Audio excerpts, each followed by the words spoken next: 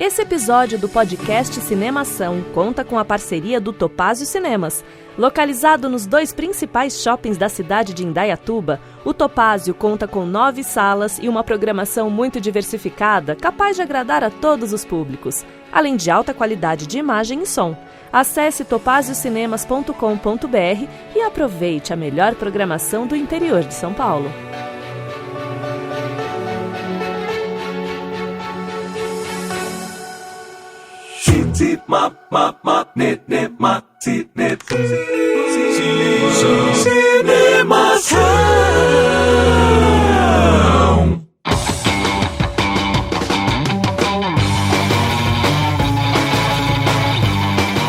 Seja bem-vindo ao podcast Cinemação 454. Eu sou Rafael Arinelli e se você me contar uma piada, eu prometo que eu não vou rir. Ai, aqui é a Marina Oliveira, né? Depois de um tempinho aí, e Tarantino, um dos meus DJs favoritos. Boa. Aqui é Pedro Amaro, do canal Claquete. E como eu sou um homem muito religioso, vamos começar com um versículo bíblico. Ezequiel 25:17. O caminho do homem justo está assolado por todos os lados. Caraca, é a edição, viu, gente? Ele falou tudo, é que a gente teve que cortar, que a frase ficou muito grande. Eu sou Daniel Cury e finalmente a gente vai falar de um filme que as pessoas vão ao banheiro. Pois é, verdade. Licença, eu preciso ir no banheiro. Pô, normal, né? Na vida é assim. E quando volta, a comida tá pronta. Exatamente. É verdade. Muito bem, meus amigos, estamos aqui reunidos nesse podcast Cinemação 454 para falar sobre um clássico, um filme que completou 28 anos aí. A gente vai falar sobre Tarantino, vamos falar sobre Pulp Fiction, pois é. Lembrando, né, você que acompanha o Cinemação, que assim como outros filmes que a gente analisa aqui, né, esse filme que tem mais de 20 anos de idade certamente terá spoiler, né? Então se você é daquele que não gosta de ouvir um podcast sobre um filme que você ainda não viu e tal, faz um favor pra você mesmo, dá um pause aqui, corre lá que o filme tá na HBO Max, tá na Apple TV e tal, corre lá e aí assiste o filme e volta aqui pra escutar o podcast, porque essa é uma oportunidade que você não pode perder, é um dos grandes filmes aí do cinema, a gente vai falar muito sobre isso aqui hoje, e pra bater esse papo, né, a gente tem aqui o prazer, a imensa alegria de ter nossa querida Marina aqui com a gente, que é lá do Plano Sequência, estreando em 2022 aqui com a gente, né, Mar? Achei que você ia falar que eu tava estreando num geral. Não, eu tenho aqui, ó, já é abril, mas feliz ano novo, viu, Mar? Ô, gente, feliz ano novo, é mesmo, né? Já faz tanto tempo que eu não venho aqui que agora eu tô até casada. Pois é. A gente percebe a maturidade na voz. Mas é para dar parabéns quando ela falou que tá casada? Eu não entendi. Claro. Eu não entendi o roteiro. Por enquanto, sim. Pois é, tô feliz, viu, de estar aqui de volta. Acho que falar de Tarantino é sempre um rolê assim descontraído, né, leve. Às vezes a gente fala de tanto filme sério, né? Pois é. Assim, não que as temáticas não sejam pesadas, mas é um filme pop, divertido. Acho que a gente vai descontrair bastante hoje. Tô feliz de estar de volta. Que bom. Mas só conta pra gente aí o que é, né, o Plano Sequência. Afinal de contas, podcast de cinema, a gente tem que recomendar já logo no começo. Pois é. O Plano Sequência tá aí, já faz 5 anos, e a gente fala de filmografias, né? Todo mês a gente escolhe um diretor ali, faz uma seleção de filmes da carreira toda do diretor, assim, a gente tenta ficar entre 4, 5 filmes, mas para falar da carreira dele como um todo, e a gente tem convidados, vez ou outra, uma vez por mês, a gente... ainda não conseguiu aumentar essa frequência aí. E lá no Plano de Sequência a gente também tem outro quadro, que é o Fora de Quadro. Que aí a gente já fala de qualquer coisa relacionada ao mundo do cinema. Assim, a gente já fez entrevista com o diretor aqui de Goiás. A gente fala de estilos, a gente fala de filmes mais recentes. O Fora de Quadro tá mais em falta ultimamente, mas tem esse lado também para quem não gosta de episódios muito longos. E esse mês que passou a gente publicou o episódio 52 sobre o Pedro Almodóvar, né? Sim. Pra surfar um pouquinho a onda aí do Madres Paralelas, né? Uhum. Mas tá bem legal o programa, com participação também. Então, quem gostar aí de cinema e quiser aprender um pouco mais sobre o diretor, o contexto em que os filmes foram feitos, é uma boa pedida aí. Que demais. Tá aí, então, já fica o convite. E a gente tem aqui também a presença maravilhosa do nosso irmão, né, o Pedro Amaro, que tá vindo lá também do canal Claquete e que nos brinda mais uma vez com uma participação aqui no Cinemação. Pedrão, seja bem-vindo também. Conta pra gente o que é o canal Claquete também, lá, sua família. O canal Claquete é um site que nós fazemos podcast, textos, vídeos. Os vídeos saem um pouquinho mais devagar. Recentemente lançamos um artigo, né, falando sobre a Novelle Vague, porque existe uma crença universal que a Novelle Vague criou o culto ao diretor, né? YouTubers falam isso, alguns livros afirmam isso e não é verdade. E não sou eu que descobriu a verdade do universo e está compartilhando com vocês. Tipo ateu recém-convertido, sabe? Descobri a verdade do universo e vou levar para vocês. Não é isso. Os debates sobre cinema ainda não são tão difundidos quanto a gente pensa. Então, um artigo falando sobre isso. Legal. Enfim, quem quiser conhecer o canal Claquete, vai ter artigos lá sobre cinema, podcast, enfim. Cara, demais. É aqui, tamo em casa. A galera que ouve o Cinemação com frequência já conhece vocês dois de longa data. Então é isso, vamos bater um papo aqui sobre Pulp Fiction, mas logo depois do Panorama. Panorama.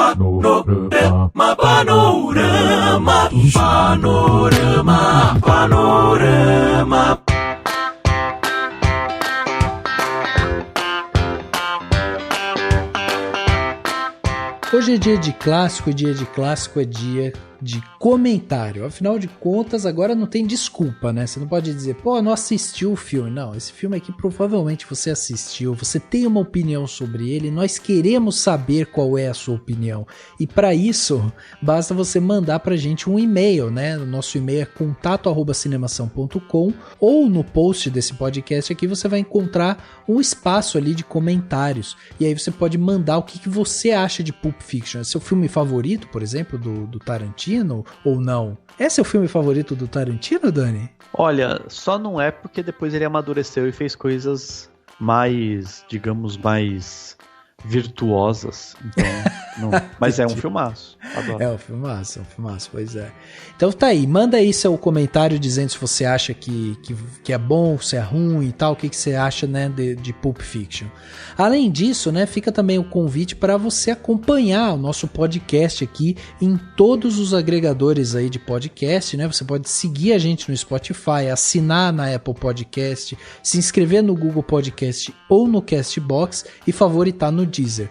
Dessa maneira, todas as vezes que a gente soltar um episódio novo, você vai ser notificado aí e não perde nada. Então vai lá e acompanha a gente dentro dessas plataformas. Se tiver um tempinho ainda, vale sempre a pena você dar aquele joinha, né? Aquela curtida lá dentro do Spotify. Lá tem um sininho também, tem uma parte de avaliação. Isso é muito importante pra gente, porque quanto mais a gente vai tendo isso, mais vai tendo avaliações e tudo mais, a gente acaba sendo recomendado aí para mais ouvintes. Então fica esse pedido aqui, né, para você assinar o nosso canal aí em alguma dessas plataformas. Agora, o que você não precisa assinar, você não precisa fazer absolutamente nada, é só você ir lá e visitar o nosso site, né? Um site que está repleto de notícia legal, cheio de autores super qualificados e que está colocando sempre no ar notícias, trailers, críticas, análises, dicas, tem muita coisa bacana lá para você acompanhar e isso está dentro do nosso site, o cinemação.com. É só você ir lá, você vai encontrar tudo isso, tem muita gente bacana lá escrevendo pra gente e com textos maravilhosos. Então, se você quer ir lá e quer entender um pouco mais sobre o audiovisual, sobre cinema, quer acompanhar, né, o que de mais quente está surgindo, acompanhe a gente lá dentro do cinemação.com. Agora, uma coisa que é muito importante ser dita aqui, que vale a pena a gente sempre ressaltar em todos os episódios, é que o Cinemação é um canal independente, que ele precisa da ajuda dos colaboradores, aí, dos apoiadores, de pessoas generosas aí que possam ajudar a gente a manter essa estrutura aqui de pé. O Cinemação, um canal independente conduzido por mim e pelo Dani aqui, a gente faz tudo, né? Alimenta tudo, consegue colocar tudo no ar, toca, né, o podcast, edita, coloca o site também funcionando, e tudo isso tem um custo, e por isso que a gente sempre faz essa lembrança aqui, né? Se você puder colaborar, não só a gente, né, mas todas as pessoas que fazem conteúdo independente, é sempre muito importante. Então, para isso, basta você acessar o nosso site, né, que eu falei agora há pouco, cinemação.com, e lá dentro vai ter um espaço chamado Contribua, e lá você vai ver todas as plataformas de financiamento que a gente faz parte. Aí vão ter 3 planos, você seleciona o plano que você quer contribuir, e a partir de um cafezinho você já ajuda a gente, um cafezinho por mês já vai estar ajudando a gente demais. Então vai lá, contribua, e se você preferir, temos também a chave Pix, né? A chave Pix do Cinemação é o nosso e-mail, contato@cinemação.com, super simples, e aí você contribui com o valor que você julgar necessário. Agradecer aqui de antemão, né, todas as pessoas que contribuem com a gente, que fazem parte do Cinemação Premier, né, o espaço exclusivo para os nossos assinantes, porque sem eles, certamente isso daqui não seria possível, e a gente tem pessoas maravilhosas lá que acompanham a gente há muito tempo e que ajudam a manter esse sonho, né, do Cinemação no ar, e sem vocês isso não seria possível. Então, muito obrigado. E chegando numa outra coisa que nos move sempre e a gente adora receber, que são os comentários das pessoas, eu vou ler 2 comentários aqui rapidinhos. Um foi do Júlio Makoji lá no Twitter, né? Ele comentou um elogio super bacana no episódio 453, o anterior, que a gente comentou sobre o Oscar, né? E ele colocou assim, ó: Edu Sasser me representa. Um bando de filme chato no Oscar. E Coda é lindo. Ou seja, ele é defensor do que ganhou mesmo, né? E aí ele explica de um jeito muito bacana, né? Que ele colocou assim, ó: chorei, mas não pelo óbvio. A minha esposa deu aula para crianças surdas e por ter falecido no ano passado, tudo nesse mundo me comove, sem contar que eu já tinha assistido Bélier, a família Bélier, em que o filme foi baseado. Então é bem isso, assim, super bacana a mensagem do Júlio, porque de fato ele concordou com o filme, tá tudo certo, o Coda tem essa importância, e é isso, não tem técnica, não tem análise de cinema que seja mais importante do que o quanto o filme te atinge pelas suas experiências, pelas coisas que ele importa pra você quando você assiste esse filme. Então, não, e a gente até falou, né, Dani, no episódio, que esse filme ele é um abraço mesmo, ele é um abraço quente, ainda mais em um momento que a gente tá vivendo de guerra, né, é super complicado isso, e a gente fala muito em ódio, né, no dia a dia, e Coda chega pra dar um abraço. E aquela cena, cara, dela cantando pro pai, e o pai colocando a mão nela, na garganta, né, sentindo o cantar, cara, aquilo é lindo demais, meu. Aquilo é maravilhoso. É, exatamente, e é isso, assim, o importante é isso, é que os filmes te emocionem desse jeito, né, e tá tudo certo. E tem também um comentário super bacana do Miguel Camelo, lá no Castbox, que a gente sempre tá de olho também. Ele comentou uma coisa bem legal que tem muito a ver com o podcast com esse episódio de hoje aqui, ó. Ele comentou o seguinte: lá no episódio 447, que a gente comentou sobre a distância entre o público e a crítica, e a gente falou muito do algoritmo, né? Aquela questão do algoritmo nos streamings, né? Ele comentou o seguinte: o algoritmo é a melhor desculpa para se criar os filmes mais genéricos possíveis, porque no fim, uma Netflix quer que as pessoas fiquem cada vez mais tempo no serviço. Daí tantas tramas iguais, com grupos diferentes. Se eu gosto de pizza e me oferecem pizza, claro que eu vou querer, mas a falta de opções diferentes é onde mora o perigo, porque parte do suposto de que o público não teria interesse. Os críticos de podcast e YouTube também contribuem, porque acabam falando do filme da semana, participam do hype, e daí a maioria entende que cinema se resume a isso mesmo, já que boa parte dos outros filmes nem falam ou não perdem tempo produzindo, já que não daria o mesmo número de plays, né? Então ele critica essa resposta, né, que as pessoas fazem, justamente pegando sempre o hype, acaba não falando de filmes bacanas, importantes, e sim de filmes do hype, que às vezes vão ser esquecidos logo em seguida, né? E que bom que neste episódio, Miguel, você vai poder ouvir falar sobre um grande clássico,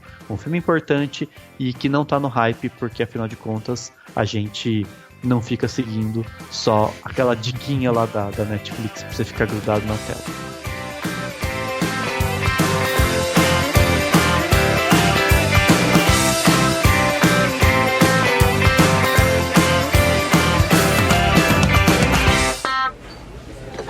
Garçon, coffee. This place. Garçon means boy.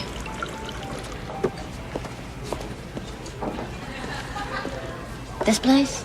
A coffee shop. What's wrong with that? Nobody ever robs restaurants. Why not?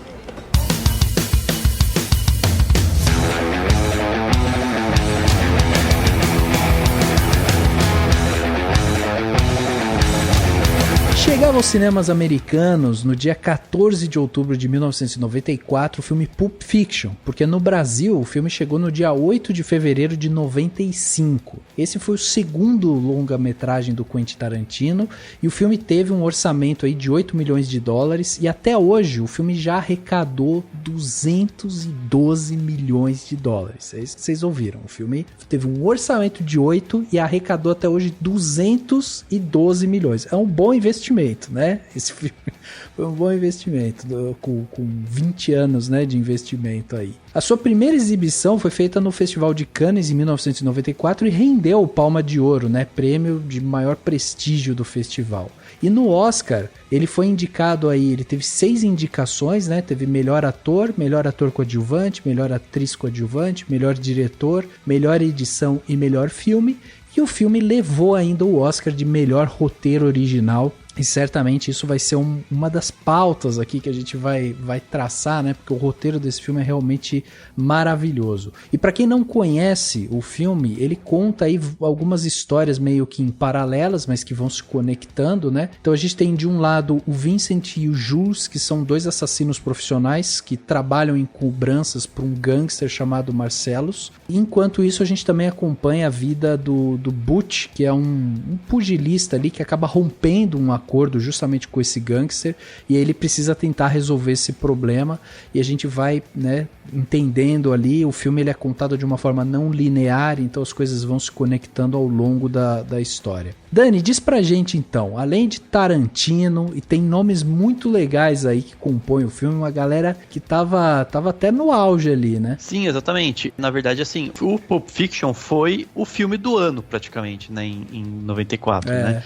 Claro que foi um puta de um ano pra cinema, né? Assim, principalmente em Hollywood, né? Teve desde Sonho de Liberdade, Forrest Gump, Tiros na Broadway, que também fez muito, muito sucesso.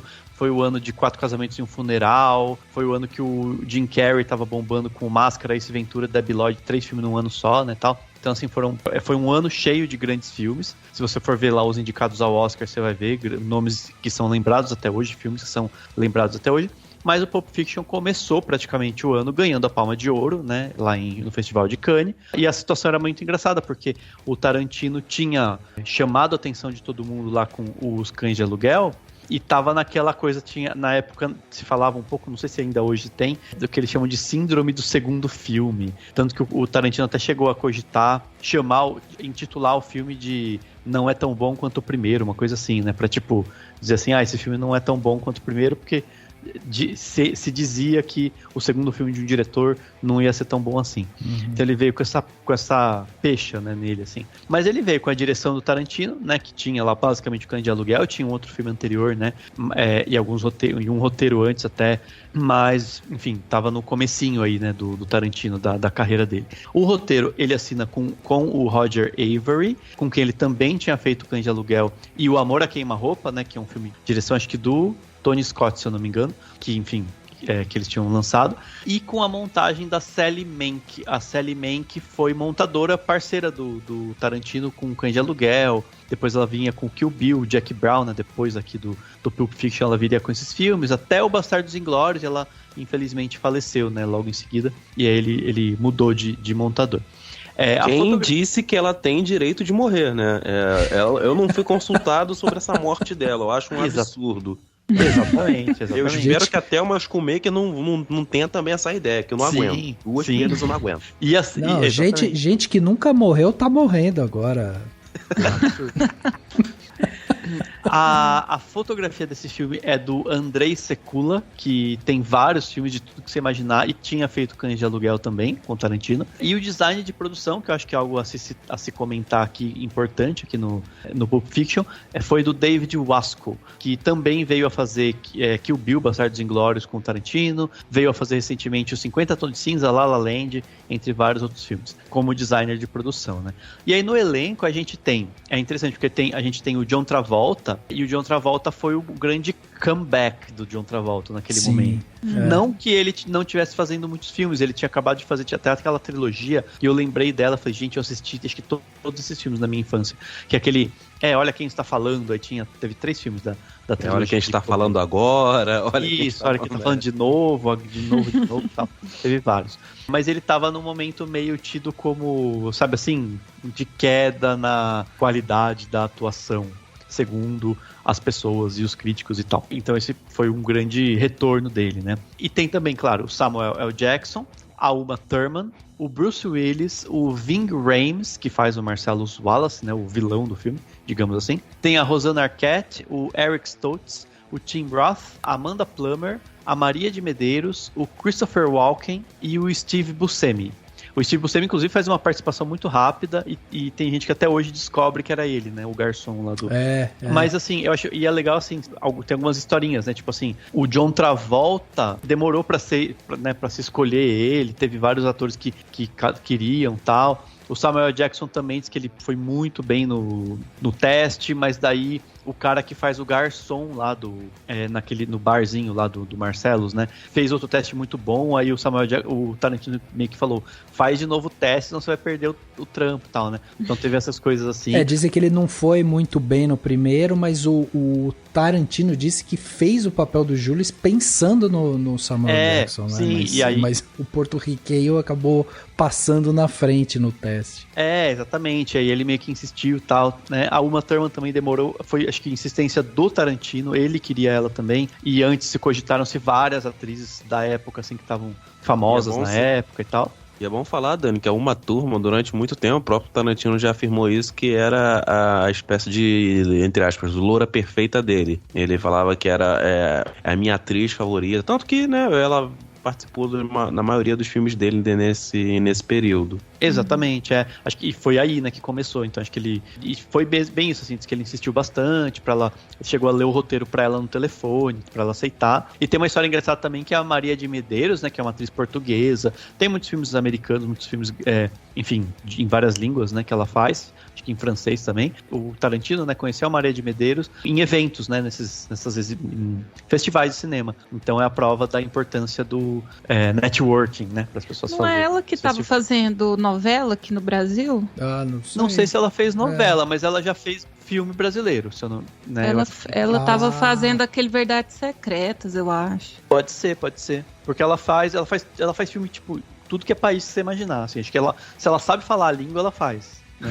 Olha só, legal. E assim, claro, é uma atriz portuguesa, uma das maiores atrizes de Portugal. Vamos falar que o filme ele foi selecionado, né, para preservação no Registro Nacional de Filmes da Biblioteca do Congresso em 2013. Caraca. São poucos filmes que fazem parte dessa preservação, né? Eles selecionam os filmes que julgam ser importantes, né? E Pulp Fiction está dentro dessa gama. Sim.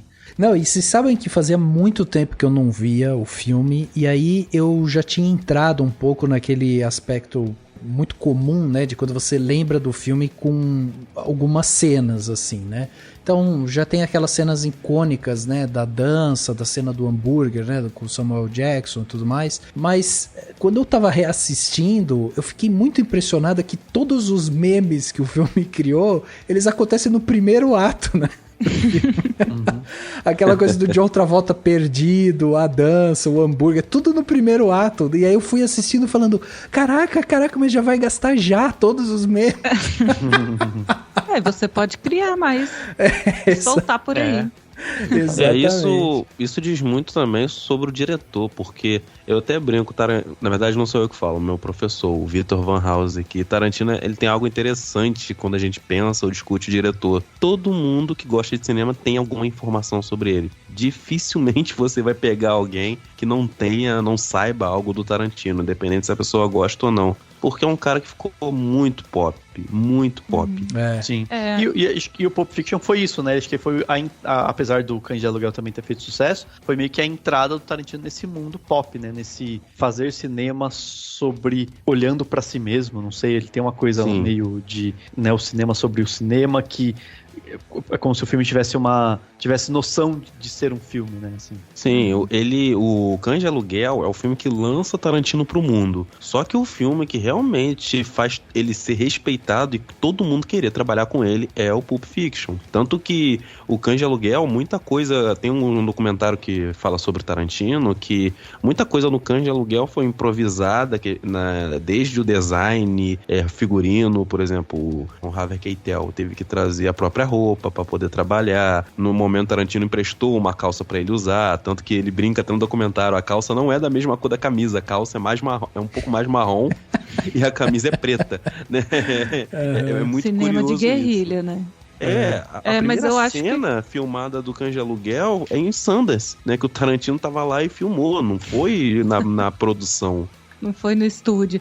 Eu acho que essa verve mais pop, ela vem com força, assim, por causa de uma questão orçamentária também. Eu acho que conforme ele foi tendo mais dinheiro para fazer os filmes, óbvio, ele tem mais acesso aos direitos para as músicas que ele vai usar, para os figurinos, né, para os efeitos práticos. Então eu acho que se ele pudesse, ele teria feito uma espécie de Pulp Fiction logo no primeiro filme, né? Uhum. Mas eu acho que essa questão orçamentária influi muito. E aí, resgatando a fala do Dan no começo, né, sobre banheiro, eu vi que vocês já falaram de Psicose aqui. Isso é um filme que tem banheiro também. Sim. E eu acho que essa história do banheiro é por que o filme foi tão virada de chave assim na época, né? Hoje em dia a gente assiste e não vê uma coisa tão contraventora assim, mas no próprio caso do Hitchcock, você mostrar uma privada era algo super subversivo, né? Nossa, como assim uma estrela de Hollywood tá do lado de uma privada? Isso não existe. E aqui no caso do Pulp Fiction, né, eu acho que o diretor, ele não está interessado em fazer um filme bonito. Ele quer mostrar a feiura mesmo. Ele quer mostrar a podridão, a coisa escrachada. Então eu acho que esse olhar para esse submundo ali de Los Angeles, né, que até então Los Angeles é um lugar de sonho, é um lugar de glamour, mas ele volta a olhar para essa parte feia, para essa parte criminosa de Los Angeles, e eu acho que essa forma feia de mostrar as coisas e bem-humorada também é o que te prende no filme, né? Sim. Porque, igual o Rafa falou, tem muito meme ali no primeiro ato do filme, mas se você parar para observar, o filme não é um filme de muita ação, é um filme verborrágico, né? Isso é uma característica do Tarantino, dos roteiros dele, dos personagens que ele cria, né? Todo mundo fala, e fala demais, e fala muito. Em algumas sequências dá até uma sensação de monotonia, assim, né? De tédio, né? Porque são só duas pessoas conversando. Mas eu acho que essa verborragia, esse fala, e a ação acontece em momentos pontuais, é o que aproxima a gente dos personagens, né? O que faz esses personagens serem reais, serem críveis, porque em algum momento do filme dele você vai ter que levar a sua suspensão de descrença, né? Porque vai acontecer alguma coisa absurda em algum momento, mas ele toma esse tempo para deixar as pessoas conversando sobre coisas triviais e que ao mesmo tempo, se você quiser aprofundar, podem ser assuntos subversivos, mas ali tá numa conversa trivial, você se identifica com esses personagens e é isso que te leva adiante na história, né? Você se identificar, mesmo você sabendo que o que eles fazem para viver é matar gente, é traficar drogas, então eu acho que mostrar esse lado feio de Los Angeles de forma realista, mas também bem-humorada, sem se levar muito a sério, foi o que cativou muito o público da época, né? Sim, sim. Mas eu acredito que também essa questão de como o Tarantino desenvolve os filmes dele, tá muito ligado por ele escrever os próprios filmes, porque as cenas dele são tão longas, a meu ver, porque tem essa questão da gente identificar, gostar dos personagens, mas também por deixar a cena fluir até chegar no seu ápice. Pelo menos eu, como roteirista, eu acredito que você nunca pode ir direto ao assunto em uma cena. sabe? É claro que tem um momento chave que você, beleza, pode entrar, o personagem pode entrar, fazer algo, mas o início do filme já mostra isso. Eles estão conversando sobre hambúrguer, falam de outro país, como são chamados, uma conversa trivial, né? E a gente, independente se a gente identifica ou não, a gente entende o que tá acontecendo ali, só que a gente ainda não sabe o que vai acontecer no filme, sabe? Então é muito bacana que vai tendo esse jogo. Cara, chega um momento que os personagens param, não, vamos esperar, não tá na hora ainda não. Cara, quem faz isso? Quem faz isso? Isso é muito interessante. E é claro, tem uma explicação isso, né? Quando a gente pensa no cinema moderno, que talvez em algum momento a gente fale aqui. Mas é isso, né? O Tarantino, ele entende como as sequências dele devem ser feitas e desenvolvidas nessa questão do tempo. E com a Sally Mank editando, é muito mais fácil. Eu acho que quando o diretor escreve, né, os roteiros que ele trabalha, ele já meio que direciona essa escrita dele já pensando na mesa de edição também, né? Sim. Ele já sabe exatamente o que ele vai querer na montagem, né? Sim. Que é o que faz esse filme funcionar. Eu acho que ele ter ligado para uma turma e lido o roteiro, não sei se deve ter ajudado muito não, apesar dos diálogos serem interessantes, mas os pedaços soltos do filme, se você lesse um roteiro, não dá para entender muita coisa, né? Porque tem essa falta de linearidade no roteiro. Então, através da montagem, ele consegue dar sentido para isso. Mas aí você tem que assistir o filme, né? What does Marcellus Wallace look like? What? What country you from? What? What ain't no country I ever heard of? They speak English and what? What? English, motherfucker! Do you speak it? Yes. Then you know what I'm saying. Yes. Describe what Marcellus Wallace looks like. What? Say what again? Say what again? I dare you. I double dare you, motherfucker. Say what one more goddamn time.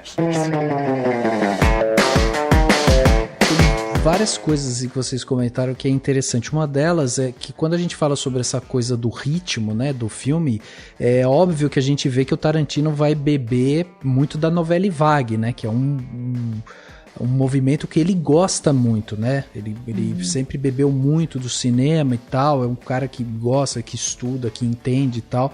Então, a gente já vê isso. E novela vague tinha muito isso, né? Esses movimentos longos, né? Cenas longas e tal.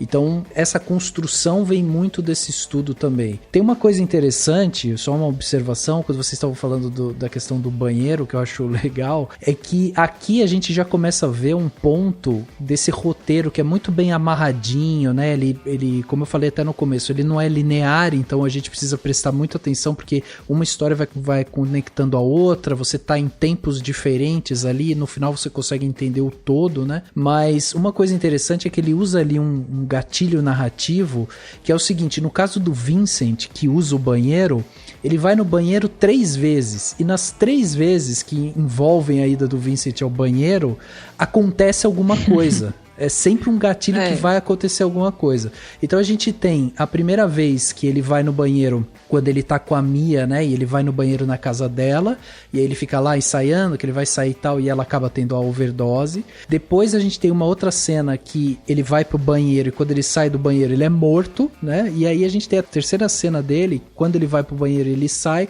tá tendo o assalto na lanchonete. Então ele usa isso até como um gatilho, assim, tipo, são pequenas coisas que ele faz ali, que ele vai, sabe, ajudando o espectador a entender o movimento do filme. E ele repete isso quando ele usa, por exemplo, o próprio Ezequiel 25:17 lá, quando o Jules vai recitar o versículo e tudo mais, a passagem ali, né? Todas as vezes que ele faz isso é sinal que ele vai matar alguém. Mas isso não precisa ser exatamente dito, sabe? Isso daí não precisa estar ali explícito. Ah, vou recitar porque vou matar alguém. Não. O fato dele repetir isso e dar o tempo necessário que a gente estava falando acaba ajudando o espectador a entender as motivações dessas ações, entendeu? Isso que você falou, você começou falando das referências do Tarantino da novela vague, e eu concordo. Ele sempre elogia Godard, tanto que o nome da produtora dele, né, Band, é homenagem a Godard, mas ele não assume. E eu não acredito que ele, na desculpinha que ele deu, né, que ele tem uma entrevista que ele fala sobre isso, que ele não via muito Truffaut, e eu acho mentira. Eu sei que o papo é sobre Pulp Fiction, mas só pra dizer que se você pensa em que Kill Bill é praticamente a mesma coisa de um filme chamado A Noiva Estava de Preto, do Truffaut. Então, é curioso. Por que eu tô falando isso? Porque entender as referências do Tarantino é a gente enxergar melhor como ele olha pro cinema. Por exemplo, tem a questão da novela vague? Tem, mas também tem uma aproximação do Tarantino com o próprio Fellini. A dança que a Mia e o Vincent fazem na sala, quando eles vão sair, vão para aquele restaurante, é a cena que aparece em 8,5 do Fellini. Sim. E Tarantino tem muitas referências, muitas, né? Mas tudo isso tá ligado com uma forma de fazer cinema. Porque desde a novela vague e com os filmes italianos, que são também de uma época semelhante, os filmes podiam ter esses momentos pra nada. Existem filmes, por exemplo, se a gente for pegar Noites Brancas, do Visconti, tem cena que os personagens começam a dançar, eles começam a olhar um personagem dançando e o filme vai ficando nisso, sabe? Tipo, entre aspas, a trama não anda. Sim. Então, alguns filmes eles podem ter esse tipo de narrativa. Um dos motivos de Pulp Fiction ser tão elogiado é por poder trazer isso pros anos 90. Sim. Mas eu acho que ele tem uma relação também, eu tava lendo sobre ele pensando, porque assim, tem uma questão do tempo e das aleatoriedades, assim, que eu acho que elas têm uma relação, que até se a gente pensar vai ter relação até com a forma como a história toda é contada, né, com sem essa ordem cronológica. O tempo no sentido de que você sempre tem coisas urgentes ou coisas que precisam ser feitas rapidamente e alguma coisa para atrapalhar isso, alguma coisa que faz com que essa urgência se perca. Isso tem até, acho que até um timing cômico, mas se a gente pensar, né, quando a Mia tá quase morrendo, eles demoram para achar lá o livro da medicina para ajudar. Quando eles estão com pressa para ir embora lá da casa, chega lá o personagem do Harvey Keitel e ele é todo meio, né, resolve as coisas, mas de um jeito meio no tempo dele. Enfim, tem essas coisas do tempo, né? Assim, o próprio personagem do Butch, né? Ele tá com pressa, ele precisa só pegar o negócio e voltar para casa, e aí ele é preso naquela loja lá maluca. E tem as aleatoriedades, que tem a ver com o ir ao banheiro, que a gente tava comentando, né? Você vai ao banheiro, acontece alguma coisa, que é uma coisa que acontece na vida real, né? Às vezes você vai no banheiro e canta um parabéns na hora da festinha. O telefone toca. O telefone toca bem quando você vai ao banheiro e tal. Mas tem a questão de que a história avança muitas vezes por aleatoriedades, né?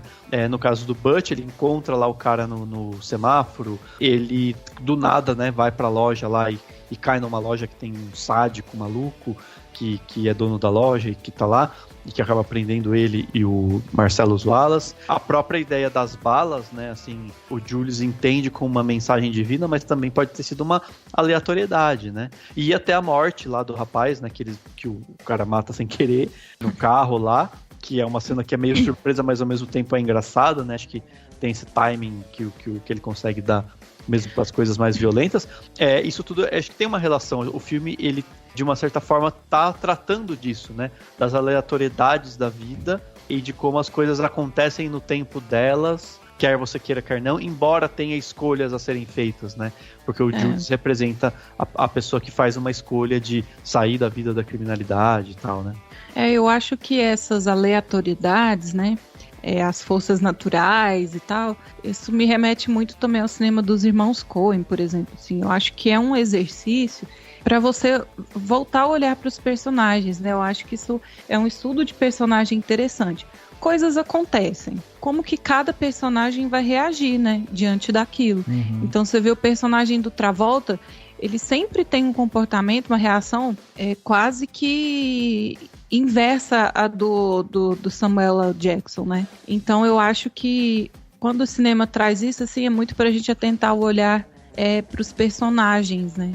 Pra entender muito da psique ali dos personagens, como cada um reage diante dessas coisas que simplesmente acontecem e que às vezes são absurdas, né? Tipo a cena do estupro ali na loja de armas, né? É tudo muito repentino, muito absurdo, mas quase que você vê as engrenagens girando assim na cabeça dos personagens, né? Sem falar nada. Você tem Bruce Willis ali, que ele pega a chave e ele vai se mandar da loja, você vê ele parando e pensando e refletindo, não, vou voltar, não vou deixar o cara lá embaixo, apesar de ser quase que um arqui-inimigo dele, né? Sim. Então acho interessante a gente pegar essas coisas para entender o que o filme está mostrando sobre a psique dos personagens. Esse lance que o Dani falou sobre aleatoriedades é interessante de pensar, porque assim, tem um contexto interessante aqui que é o próprio nome do filme, né? Pulp Fiction. Pra quem não sabe, esse nome veio porque existia nos Estados Unidos uma revistas Pulp, que chamava, ou História Pulp. E esse termo, ele surgiu porque essas publicações elas eram feitas em papel, produzido com polpa das árvores, e isso acabava economizando, né, na produção, era uma economia que era feita e tal, então você tinha um barateamento desse produto final. E essa coisa que era criada ali, né, essas histórias em quadrinhos e tudo mais, elas vinham acontecendo ali próximo dos anos 1900, e aí ela acabou até mais ou menos 1950. Mas o que acontecia com essas revistas que eles faziam? Elas eram consideradas revistas de quinta categoria, assim, entretenimento de quinta categoria, sabe? E aí é muito interessante porque o Tarantino ele vai subverter isso, ele vai pegar um negócio que é considerado um entretenimento de quinta categoria, vai usar várias técnicas cinematográficas ali e tal, para trazer essa cultura pulp, né, para um outro patamar. E aí eu acho que ele faz uma brincadeira que o que o Dani chamou de aleatoriedades, eu vou chamar dessa dicotomia que o Tarantino faz entre a insignificância e o importante, entendeu? Porque eu percebo muito o filme nessa brincadeira, em que ele fica o tempo todo questionando o que é importante e o que é insignificante. Então veja, até as mortes que acontecem, elas acontecem de forma muito insignificante, sendo que ele tá brincando com a vida das pessoas, né? Então a vida tá ali e tal, e as mortes são tidas como insignificantes. Quando você tem, por exemplo, toda essa cena do estourei a cabeça do cara com o tiro acidental e tal, cara, aquilo ali é uma cena de comédia incrível, assim, é linda a cena, sabe, muito bem construída, é engraçada, e é uma coisa completamente horrorosa, entendeu? É uma coisa super impactante ali e tal. E aí tudo se desenvolve porque ele dá o peso da importância não pra morte que aconteceu, mas sim pra esposa do cara que vai chegar e vai ver o que tá acontecendo e tal. E aí fica aquela coisa, não, porque ó, ela vai chegar, a gente tem 40 minutos. Então ele subverte a lógica, entendeu? Ele pega algo que é muito importante, torna insignificante, pega algo que é muito insignificante, torna importante, e ele faz essa brincadeira o tempo todo justamente para ir questionando. E aí a própria essência do filme, né, que veio do seu nome, acaba trazendo justamente essa reflexão, né, como que algo que é considerado um entretenimento de quinta categoria pode virar tema, o nome de um filme hollywoodiano de 8 milhões de dólares, entendeu? Mas essa característica que você falou de o Tarantino pega, ele brinca com a violência, vai ser um dos motivos dele ser criticado no começo de carreira, por ele ser uma pessoa que tem um exagero visual com a violência muito forte, né? E não tô querendo dizer se é certo ou errado. O ponto é que se torna uma característica do diretor, né? Se a gente olhar para Cães de Aluguel, o que ele vai fazer? Vai fazer aqui. Ele vai colocar 2 sentimentos na cena para poder gerar um efeito. Geralmente ele vai colocar uma cena tensa, alguém sendo mutilado, alguém sendo torturado, com algo mais suave, seja alguém fazendo uma piada e tal. Cães de Aluguel, a gente tem o Mr. alguma coisa, não lembro, Michael Madsen, tirando a orelha do cara. Mas o que ele faz? Ele vai dançar primeiro, né? Aqui você tem cenas parecidas. Eles estão no carro, conversando, e pá, a arma bateu, bum, atirou, estourou a cabeça do rapaz. Porque isso é uma das características do Tarantino. Tarantino não foi o cara que inventou isso, tá? Sim. As pessoas acham que é música de tortura, música bonita com tortura. Não, o David Lynch já fez isso antes dele, enfim. E outros já fizeram, mas acredito que um dos motivos dele é isso, é trazer esse olhar diferente para quando você constrói cenas. Por exemplo, você falou, Rafael, que o Pulp é algo vulgar e ele trata com muito respeito como algo de primeira. Isso também diz muito quem ele é, porque em outros filmes, Por exemplo, em Bastardos Inglórios, quando ele fala o nome lá dos soldados que se assumem um outro nome para poder entrar como se fossem cineastas, ele dá nome de outros cineastas italianos que não são tão famosos. No Era Uma Vez em Hollywood, ele pega um período, né, de Hollywood, que a nova Hollywood está chegando, mas ele menciona só filme pequeno. E é muito disso que Pulp Fiction é, né? Você exaltar uma cultura pulp, tá contando uma questão do crime, onde o crime não necessariamente é o mais importante. A gente chama isso de... Hitchcock chamava isso de MacGuffin. Uhum. Tanto que começa aqui essa questão, o que tem na maleta, o que tem na maleta. O Tarantino, ele tem um olhar muito diferente da forma de construir histórias e construir as suas sequências.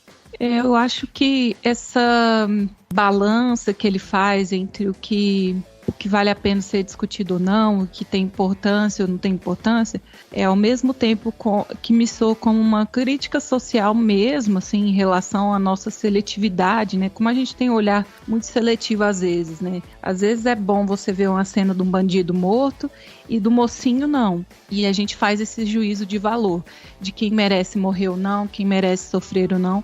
E eu acho que no próprio texto, aquilo que está saindo da boca dos personagens também vai muito nessa ideia, né? Parece um assunto trivial e pode ficar nessa superfície. Ou você também pode se aprofundar naquilo e ter uma viagem muito louca naquele assunto, né? Então eu lembro muito daquela cena muito famosa do Cães de Aluguel, que eles estão discutindo sobre Like a Virgin, né, da Madonna. Sim.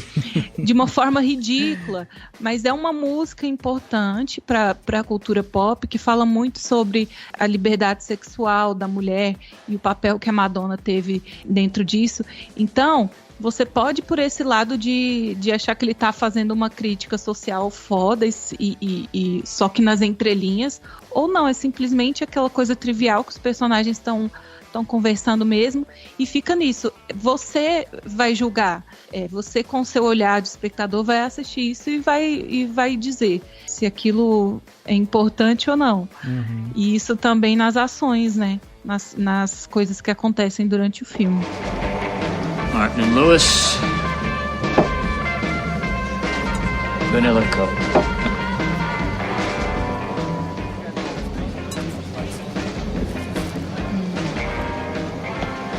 Yummy.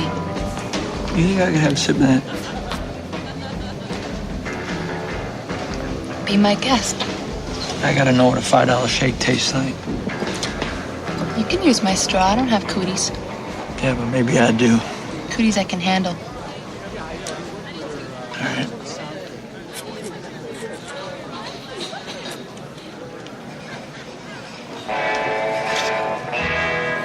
God damn, it's a pretty fucking good milkshake.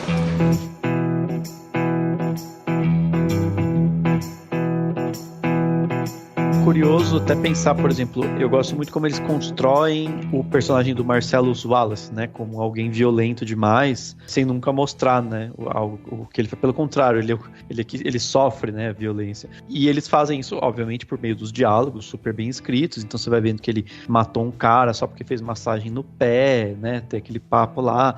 E aí você vai construindo essa coisa de que ele é um cara violento, a forma como ele aparece lá no bar logo depois. Enfim, e essa construção dele como violento, ela tem um certo sentido até porque, assim, a gente tá vendo os caras lá sendo violentos, né? Assim, o Julius mata um lá no sofá, simplesmente dá um tiro e pronto. Dá o tiro no outro e tal. Então, essas coisas vão acontecendo, mas ao mesmo tempo também o filme nunca mostra, né? Se a gente para pra pensar, ele não foca na violência em si, ele mostra só o efeito, né? Então, tipo, dá o tiro sem querer na cabeça do menino lá, a gente vê o efeito do tiro, que o carro ficou ensanguentado. Mas a gente, obviamente, não vai, né, em outros momentos o Tarantino vai flertar mais, né, com a violência mais gráfica, assim. Eu acho que a gente tá vendo sempre os resultados disso. E, ao mesmo tempo, a gente, embora também, obviamente, não veja, mas a gente tem a noção da violência, no caso que é um estupro, né, que o Marcellus Wallace sofre,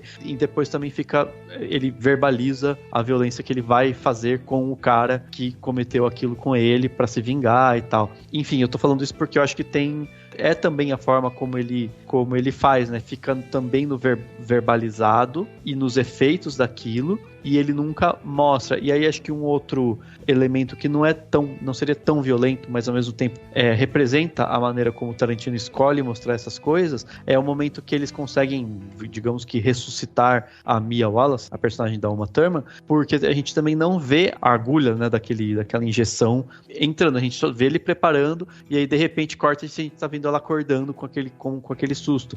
Então eu acho interessante da gente pensar como que a gente tá sempre vendo o resultado da violência ou ela sendo verbalizada, né? Então a gente tá sempre mergulhando nesse mundo, sempre desse jeito, e aí isso permite com que a gente tenha as gags, né, de comédia por conta disso, porque a gente vai pro resultado. Então o resultado da violência quase como a punchline lá de uma piada, né? Aquela coisa que vem depois e você não passa, sei lá, pelo grafismo, né, da violência em si, né? Mas isso também, eu acredito que só consegue ser tão potente exatamente pela edição da Sally Mank, porque você falou da overdose da Mia, quando vão salvar a Mia. O que vai ser característico muito também nesses primeiros filmes do Tarantino? A forma como ele estica esses momentos de tensão. É muito engraçado, cara. Essa cena me dá um nervoso. Eu não consigo ver a agulha entrando em coração. Realmente é difícil pra mim. Não tenho medo de agulha, não. Mas essa cena me dá um nervoso. Porque exatamente vai ser isso. Tem uma pessoa lá quase morrendo e no momento de a agulha vai entrar, ele quebra um pouco o ritmo, porque a cena tá muito rápida, tá muito tensa. E ali o que acontece? Eles começam aquela contagem e o ritmo quebra pra depois entrar aquela força e ela, entre aspas, né, ser salva. E você sabe que a cena foi filmada ao contrário, né, Pedrão? Não disso eu não sabia, não. Foi filmada ao contrário. Fez um movimento inverso. John Travolta encosta o negócio no peito dela e sobe com o braço. E aí na edição eles fazem a reversão. Cara, que legal, muito legal. Disso eu não sabia. Acho que esse aqui eu acho até um erro, cara, esse filme não ter ganho melhor edição, porque facilmente é um dos melhores trabalhos, né, da Sally Mank aqui na edição, porque o filme consegue se encaixar muito esses momentos, nas quebras de ritmo. Sim. E tanto que o Tarantino hoje em dia ele é muito criticado, né, pela questão, eu não acho que os filmes deles estão ruins, mas literalmente ao pé da letra a gente pode entender que a edição mudou. Sim. Então é interessante quando a gente pensa nisso. Agora, a Marina estava falando justamente sobre essa não fala, né? E aí o Dani até falou sobre essa questão que existe também a fala na parte da violência e tal. Essa construção de personagem que a gente tá falando aqui, eu acho interessante também, porque, por exemplo, o Vincent, pra mim, é um dos personagens mais interessantes que a gente tem, né, ao longo de todo o filme, o personagem do John Travolta. E aí tem, por exemplo, ele dá algumas pistas pra gente sobre quem ele é, quando ele vai comprar a cocaína, e aí ele experimenta ali a cocaína e tudo mais, e aí ele fala assim: se é boa, se for boa mesmo e tal, eu volto aqui e já te dou mais $1.000 e vou levar mais, né? E beleza, e ok, isso pra ele tem valor. Quando ele vai pra lanchonete, ele experimenta lá o milkshake, ele acha um horror o milkshake custar $5, né? Então assim, o milkshake custar 5 pra ele é mais ofensivo do que ele pagar $1.000 na cocaína. E isso, nesse caso, diz respeito muito a quem ele é, né? Não significa que uma coisa tá certa e a outra errada, né? Mas a característica dele, né? E aí é interessante isso porque essa cena toda essa sequência, até ele pegar e ter a dança e tudo mais, ela é muito interessante. Então, assim, quando ele tá lá comprando a cocaína, né, e ele tá conversando com aquele vendedor e tudo mais, tem um momento ali em que ele fala do carro dele. E aí ele vira e fala do carro e tal, e ele fala que o carro foi riscado, né, riscaram o carro do lado e tal, e ele fala, pô, você acredita que fizeram isso e tal? O que dá a entender que quem fez o risco do lado do carro foi o Butch, né, porque eles dois se estranharam ali, naquele encontro deles ali, quando eles estão indo lá visitar o gangster e tudo mais, e aí o Butch sai fudido com ele ali, né, do lugar, sai puto da vida, então dá a entender que foi o Butch que fez o risco, mas não é mostrado, e isso também fica ali a ideia no ar. E aí quando você vai até a cena da lanchonete, ali o Tarantino faz muitas brincadeiras cinematográficas. A primeira, que eu acho que é a que mais destoa e deve ter chamado muito a atenção das pessoas, é quando a Mia faz aquele quadrado no ar e você vê o pontilhado, né? É uma brincadeira visual. E aquilo destoa do filme inteiro, né? Aquilo ali não tem nada a ver com o resto do filme. E é interessante aquilo porque é uma referência que o Tarantino foi buscar, que na época, né, falava-se muito, principalmente na década de 50 ali, falava-se muito sobre essa coisa essa expressão, né, de ser uma pessoa quadrada, de você ser quadradão e tal. E aí quem brincava muito com isso eram os desenhos animados da época, né? Eles faziam esse quadrado no ar e faziam esse pontilhadinho. E quando o Tarantino pega essa referência de um desenho animado, ele meio que tá vindo dizer pra gente que, bom, a gente tá entrando num momento tranquilo, um momento mais leve do filme, né? E aí ele também mostra pra gente, ó, você tá aqui, isso aqui ainda assim é uma obra ficcional e tal, então assim, ele dá algumas pistas pra gente ali. E aí depois a gente tem todo o caminhar deles dentro da lanchonete, e aí tem várias homenagens ali, né, ao cinema, você tem várias personas ali e tal, mas o que eu mais gosto dessa cena é justamente do trabalho que ele faz com a câmera, que ele vem trabalhando com a câmera ali como se a gente estivesse seguindo o Vincent naquele caminhar, porque enquanto a câmera tá andando atrás do Vincent, quando ele olha para um lado, a câmera demora um pouco e vira para o lado que o Vincent olhou. Quando a câmera volta para pegar o Vincent já tá lá na frente, aí a câmera acelera o passo para chegar no Vincent, então é como se a gente estivesse acompanhando aquela galera, sabe? Até o perdido, né, que o Vincent tem, porque ele passa do carro e a gente vê a Mia entrando, né, parando pra entrar no carro onde eles vão comer, e o Vincent passa, e a câmera vai sempre seguindo ele, assim, então ela dá uma expectativa de como o Vincent está se sentindo ali, então ele está observando o ambiente, mas ele coloca o espectador também dentro daquele ambiente, sabe? E eu acho isso muito legal, assim, a maneira como ele constrói essa cena, sabe? Sim, toda a mise-en-scène, né, do filme, ela é pensada de uma forma muito dedicada, e isso também só engrandece. Só uma curiosidade, você falou do Vincent Vega, né, o John Travolta, você sabe de quem ele é irmão, né, no filme mesmo. Não, de quem? É do Mr. Blonde, do Cães de Aluguel. São irmãos, e o Tarantino já até assumiu isso. Eles tinham até vontade de fazer um filme sobre os irmãos, mas acabou que isso não foi levado à frente. Então, poxa, uma pena, acho que seria muito, muito interessante. Tarantino verso, né? É, quase isso, né? Tanto que saiu até um curta-metragem brincando com isso. É. Mas eu costumo dizer que também Pulp Fiction, ele só é brilhante pela forma como ele é filmado. E quando a gente pensa que é um símbolo pop, né? Porque Pulp Fiction é um símbolo pop, você vê camisa, vê meme, enfim. Não é normal esses filmes que são mais pops, a gente ter esse cuidado enorme quando a gente pensa numa mise-en-scène, num trabalho de câmera muito bem definido. Hoje, por exemplo, o que a gente tem? Tem os filmes de super-herói, tem aqueles blockbusters, e não necessariamente fazendo aquele apelo, blockbuster ruim, mas muitos momentos eles tendem a seguir um padrão de como vão ser filmados. Sim. Por exemplo, você citou na cena lá onde o personagem do Bruce Willis está preso, enfim, e quando eles conseguem escapar, a câmera faz, se não me engano, um plano médio deles, enquanto o chefe da máfia, né, o fortão alto tá atrás dele, e eles começam a discutir o que vão fazer com o cara, enfim, o que vai acontecer, até porque o personagem do Bruce Willis também tá devendo dinheiro. O personagem do Bruce Willis acho que tá atrás e o chefão na frente. O que tem aqui? O Tarantino mata tudo num plano só. Se fosse qualquer coisa filmada hoje em dia, plano fechado no primeiro personagem, corta plano fechado para outro falando, sabe? E qual é a questão? Por que é tão interessante nisso? Você ganha na questão da velocidade para filmar e você consegue explorar pequenos detalhes que para mim só enriquecem a direção. Por quê? Nessa cena, o Bruce Willis ele ainda tá com muito medo. Então, enquanto o cara tá falando, o Marcellus, ele tá olhando pro lado, ele olha pro outro lado, sabe? Isso é muito interessante. Se a cena fosse cortada, a gente talvez não teria essa sensação que eles estão tão próximos e ele tá incomodado ali.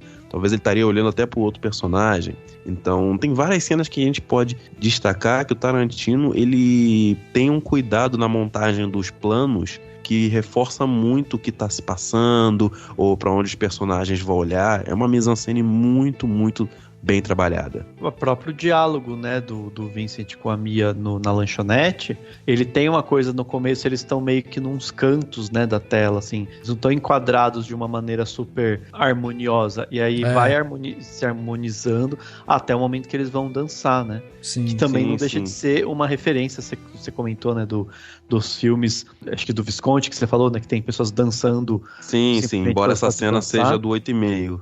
Não, então, mas assim, a questão é uma característica que ele tá repetindo aqui também naquela cena que ele tá homenageando o cinema como um todo, com várias referências, porque realmente é isso, é uma dança que teoricamente não serve pra nada, embora se para pensar, grandes cenas icônicas do cinema são só pra isso, pra você desenvolver os personagens, pra você fazer você ter empatia por eles e tal, e que não deixa de ser essa relação entre esses dois, o que se reforça ainda mais no subtexto do roteiro, se a gente pensar no quanto o Marcellus Wallace pode ser violento, ou seja, se ele foi violento com um cara que fez massagem no pé dela, imagina ele saber que você dançou com ela no barzinho, exatamente, levou ela pra casa, ela cheirou sua droga e tal. Então você vai tendo, isso cria num subtexto, porque você tá no âmbito da comédia, do bom humor, de uma certa leveza, né, apesar das temáticas. E aí, só que se você parar pra pensar, cara, ele tá se arriscando demais, ele tá, né, ou talvez seja até uma forma do Marcellus Wallace testar ele, porque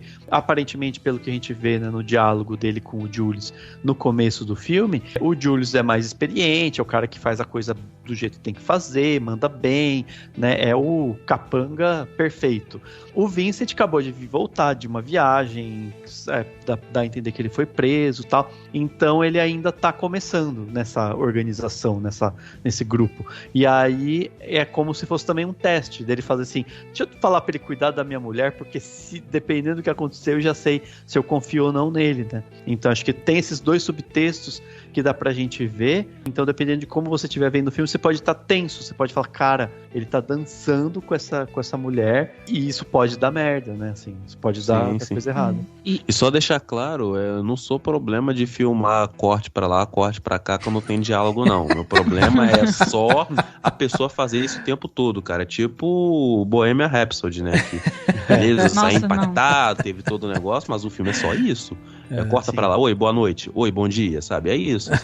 Não, e você ainda tem que olhar para aquela prótese dentária do Rami Malek, né, que é sofrível. Mas assim, o Dan tava falando, né, das maneiras que a gente pode ler essa cena do restaurante. Eu já leio como uma cena de comédia, assim, porque para mim, além de tudo, é o que vocês comentaram, essa cena é uma grande piscadela de olho, assim, em relação à própria carreira do Travolta, né? Porque ele tá meio brisado, assim, né? Porque ele usou drogas antes de buscar a menina, até para ter um pouco de coragem para assumir essa missão, né? Para não fazer nada de errado, para chegar tranquilo.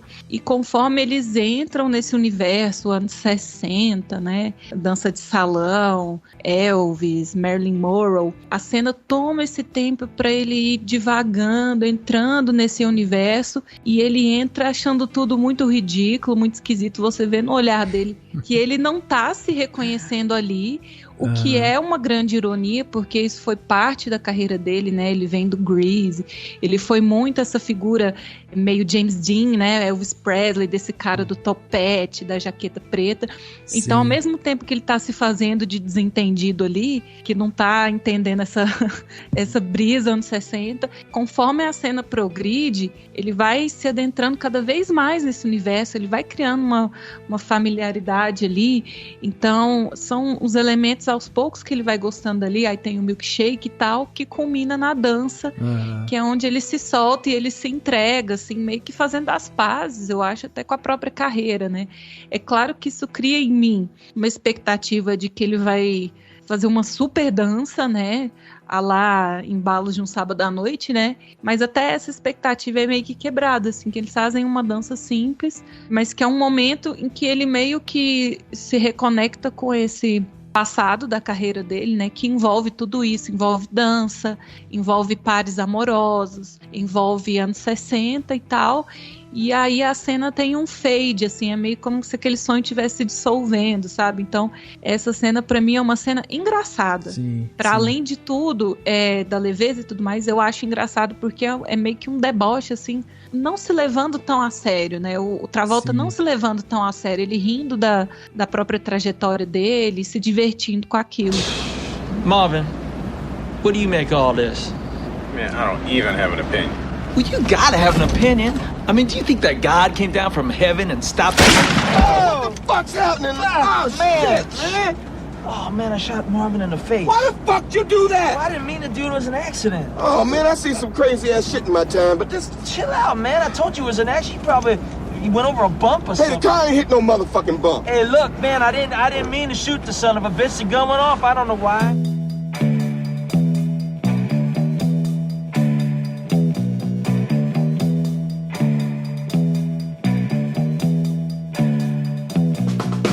Eu achei muito legal isso que você falou, Má, porque inclusive eu vi uma entrevista do Tarantino falando que uma das coisas que ele pensou quando ele foi fazer a filmagem da dança, né, é assim, tem essa referência, né, que o Pedro já trouxe pra gente, do 8,5 de 1963, mas ele fala também da dança debochada e tal do Aristogatas, né, que ele fala que era uma dança que ele gostava também, porque é um desenho.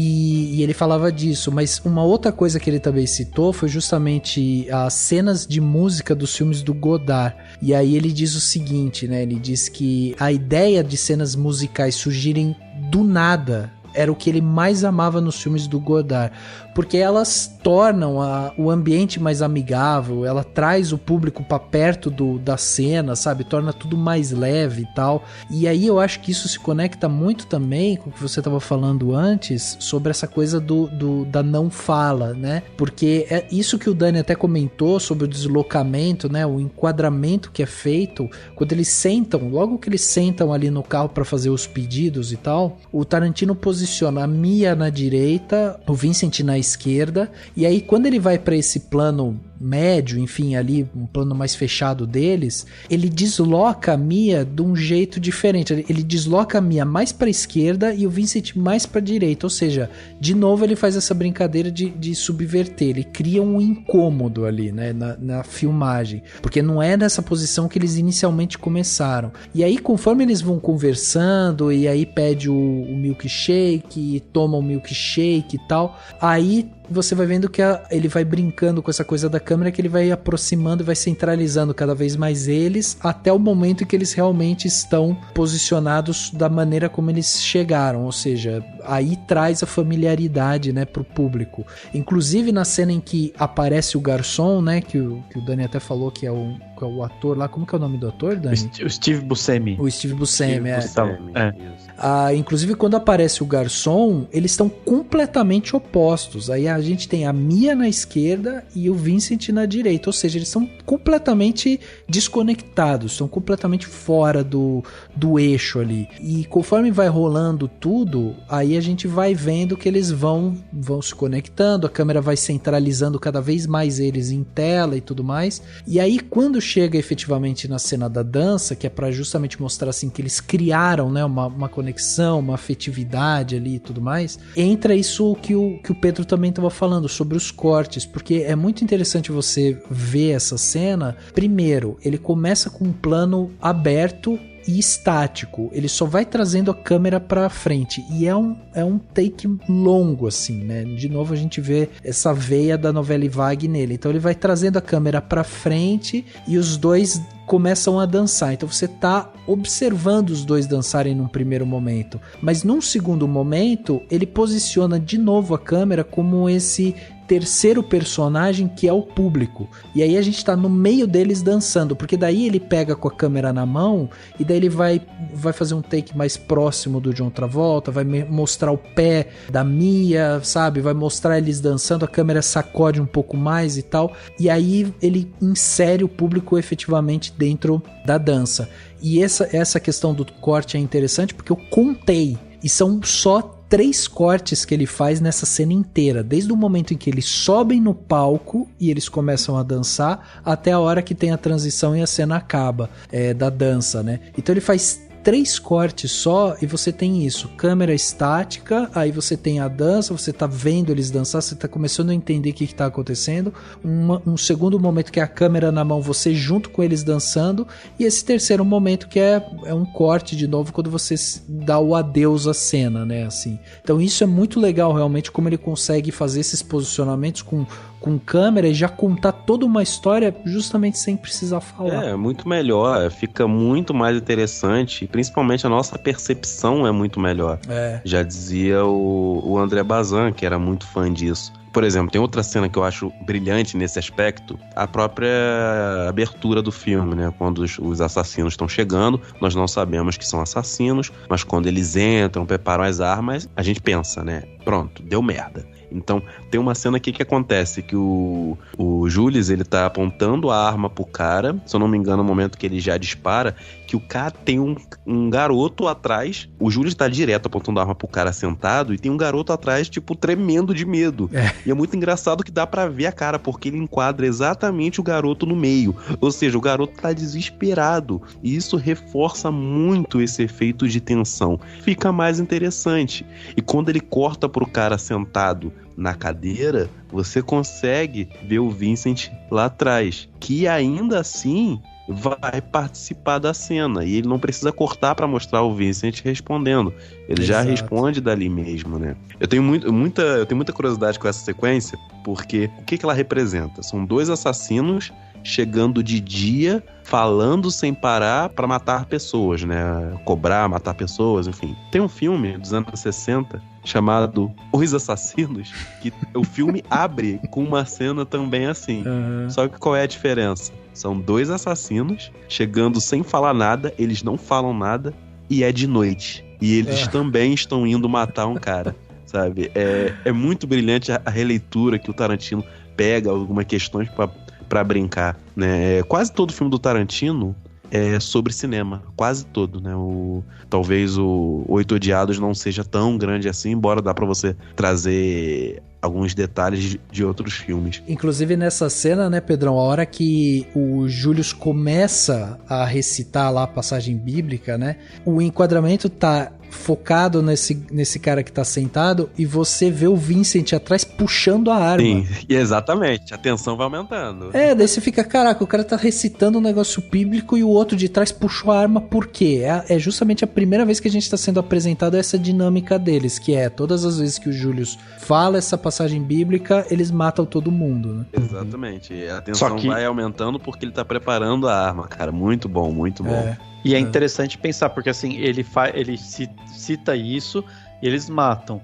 Aí o Julius tem todo um arco de redenção, de tentativa de deixar o crime e tal. E no final ele cita esse trecho e não mata, né?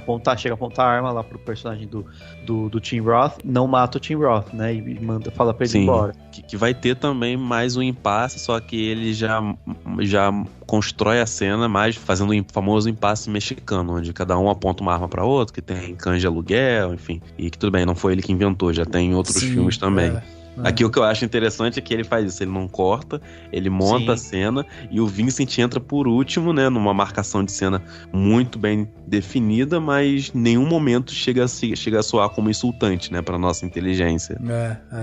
Agora, veja como esse filme venceu o Oscar de roteiro com justiça, porque essa cena que a gente tá falando do Julius e dessa coisa dele ver o milagre, e aí ele começa a falar que ele vai parar de trabalhar e tudo mais, o filme ele tem essa coisa de não ser linear. E aí, cara, tem uma coisa que eu acho tão genial nesse roteiro, que eu acho tão incrível, que é o seguinte: a última cena do filme é eles na cafeteria lá, e aí tem aquele diálogo, ele recita, né, a passagem bíblica, mas ele não mata e tal, e aí eles vão embora. Essa é a última cena do filme ali. Nesse momento que eles vão embora, se você for parar pra pensar na cronologia das coisas, o que aconteceu? Eles pegaram o carro, foram até o Marcellus, aí é aquela cena que a gente vê, né? Eles chegam lá do Marcellus com aquela roupa, não sabe por que aconteceu, por que eles estão com aquela roupa e tudo mais. Aí você tem já aquela primeira divergência ali entre o Butch e o Vincent, então já tem essa coisa. Provavelmente o Butch risca o carro do Vincent, a gente vê esse carro riscado naquele momento em que ele tá correndo, né, com a Mia pra dar injeção de adrenalina, tipo, o carro para, e de novo esse enquadramento maravilhoso do Tarantino, porque quando o carro para e aí ele vai filmar o Vincent no chão, você vê o carro atrás com um risco ali, então você tá vendo o que foi falado, você tá vendo depois. Mas tudo bem, então eles chegam até o Marcellus, eles estão ali, dali a gente sabe que o Julius pediu demissão, ele já estava decidido que ele ia parar, então ele chegou lá e pediu demissão, e ele não trabalha mais com o Marcellus. E aí você tem a continuação disso, que é o Butch não cumpre o combinado, começa a ser procurado pelo Marcellus. O Marcellus agora não tem mais o Julius, ele só tem o Vincent.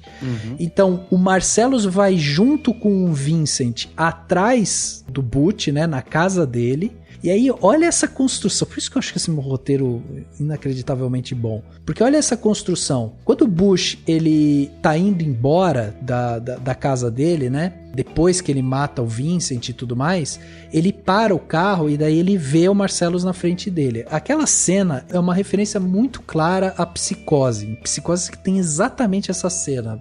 Ela para e olha ali na frente dela, o cara é igual. Quando ela tá fugindo com dinheiro. Exato, exatamente. É igual, mas enfim, aí ele para ali. O Marcellus, ele tá carregando 2 copos de café. Por quê? Porque estava ele e o Vincent na casa do Butch esperando ver se ele aparecia. Com quem ele provavelmente estava confiando no Vincent depois que ele viu que ele cuidou bem da esposa dele. Exatamente, exatamente. E aí é interessante por quê? Porque quando o Butch foi pra casa dele e ele entrou na casa e ele abre, né? Tem inclusive essa cena, ele abre um saco de bolacha, ele faz barulho, ele coloca o negócio na torradeira e tal. Tipo, esse barulho, ele não é estranho pro Vincent que está no banheiro, porque o Vincent estava acompanhado. O Marcellus, ele tinha saído para comprar café. Então, o Vincent tá dentro do banheiro e começa a escutar um barulho do lado de fora. Na cabeça dele, o Marcellus chegou com o café. Entendeu? Ele vai sair. Então, o Bush faz todo o barulho, o Vincent não se preocupa com isso, o Bush mata o Vincent, e aí depois você tem essa sequência que é o Bush encontrando o Marcellus na rua, e aí você tem essa conclusão que é, bom, o Marcellus estava junto com o Vincent estava ali, né, dentro da casa do Butch, porque eles estavam tentando encontrar o cara. Então você fecha o ciclo inteiro numa cena só. Porque alguém pode falar assim, pô, mas que coincidência, né? O cara tava dirigindo e o Marcellus apareceu na frente dele. Não é coincidência. O Marcellus estava lá porque ele estava na casa do Butch. Faz todo o sentido. Não. É um acaso se eles se cruzarem exatamente no semáforo daquele jeito. Mas, claro, faz sentido que ele esteja lá, realmente. Exatamente. E eu acho que tem uma piscadela que o diretor dá, assim, pro público, né? Que parece que o filme parece que é meio autoconsciente, assim, porque os personagens comentam as próprias cenas, né? Então tem toda essa construção que você falou e o Butch fala, meio que como ele soubesse que tem uma audiência ali. Esse é o problema de vocês me subestimarem, né? Então, verdade. Parece que ele tá comentando a própria cena. E na cena do restaurante acontece a mesma coisa. Quando a Mia fala, né? Nossa, isso aqui é horrível, né? Esse silêncio constrangedor entre a gente. Sim. Então, parece que o filme tem consciência dele próprio, sabe? E os personagens sabem que eles estão num Pulp Fiction, sabe? E eu acho que é uma maneira também do diretor não subestimar a audiência dele, né? Ele coloca essas migalhas de pão, ele coloca esses detalhes no filme, trabalhando a mise-en-scène, a direção de arte do filme, e o espectador que for atento, ele pega. Ele não precisa verbalizar, ele não precisa ser literal em tudo. Basta você ter atenção que você pega esses detalhes que ele deixa. What now? What now? Let me tell you what now. I'ma call a couple of hard pipe-hitting niggas to go to work on the homes here with a pair of pliers and a blowtorch. You hear me talking, hillbilly boy? I ain't through with you by a damn sight. I'ma get medieval on your ass. I got what now between me and you?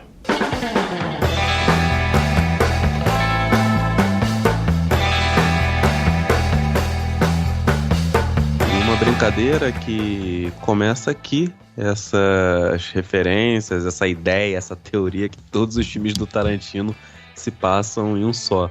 É mencionado. Multiverso. Né? Exatamente. A Mia Wallace menciona que ela ia fazer um piloto de uma série de TV, onde ela e outras mulheres seriam mulheres super perigosas, enfim. Que são as mulheres que algumas pessoas citam lá do Kill Bill. Hoje em dia acho que não faz muito sentido, porque as coisas já mudaram tanto do diretor, né? Mas eu não duvido que o Tarantino em algum momento volte com isso, porque o carinha midiático, o carinha marqueteiro, entendeu? E ele sabe brincar com o público, então é curioso achar que o filme até isso gerou também. Sim. Eu até achei que o Dani, que é o nosso homem das letras aqui, ele ia perceber uma ironia em um diálogo que eu achei muito bom. E daí eu falei assim, nossa, eu acho que o Dani vai perceber Chamou isso. na chincha, Dani. Chamei na chincha. Então, vamos lá. Não, olha que ironia. Aquela cena quando eles são capturados, né? O Butch e o Marcellus, eles são capturados e vão ali para aquele calabouço ali, né? Aquele lugar que eles ficam. Tem um diálogo que é muito irônico, que é o seguinte: o cara que é o cara lá da loja, ele vira pra eles e fala assim: ninguém mata ninguém na minha loja, a não ser eu e o Zed. Entendeu? Exatamente isso que acontece. Eles só matam os dois. Exatamente. Como Só morre assim? os dois. Só mata os dois, só os dois morrem. Só ele e o Zed que morrem. O Vincent, o Butch e o Marcellus não morrem. Mas será que aquele cara na roupa de látex, sei lá, que roupa é aquela? Será que ele não morre também? Não sei. É, que dá a impressão que ele fica meio enforcado, né? Assim. Ele toma um socão e dá uma desmaiada, né? Não sei também. Mas eu acredito que tenha sido proposital também, Rafa, porque dificilmente o Tarantino vai ser expositivo desse jeito, né? Sim, colocar um texto tão expositivo na boca de algum personagem. Quando ele faz isso, presta atenção, que ele tá te dando uma piscadinha. É sempre um comentário, assim, bem autoconsciente no filme. Eu também acho. Por isso que eu achei, pra mim foi um comentário irônico, assim, porque ele fala assim, ó, aqui ninguém mata ninguém na minha loja, a não ser eu e o Zed, dá esse duplo sentido, né? Que ninguém vai matar ninguém, a não ser que queira me matar e o Zed, aí tudo bem. Parece que é isso. Mas não é isso. Então é muito, muito interessante isso. E vocês sabem outra coisa que eu vi curiosa sobre esse filme? Esse filme, obviamente, assim como eu acho que todos os filmes, né, quando você assiste ele de forma pausada e tal, eu tenho feito muito esses exercícios de assistir o filme e observar muito, assim, onde que tá sendo feitos os cortes, sabe? E aí você vai encontrando, né, erros, falhas, né, um pedaço que provavelmente eles encaixaram ali pra fazer sentido, mas não era pra estar ali e tal.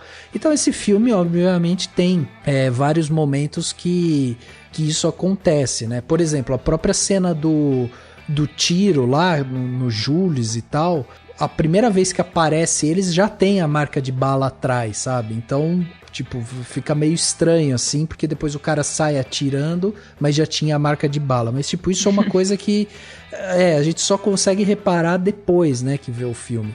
E aí tem um detalhe na cena da cafeteria, que é a última cena, e aí tem aqueles caras assaltando todo mundo e tal.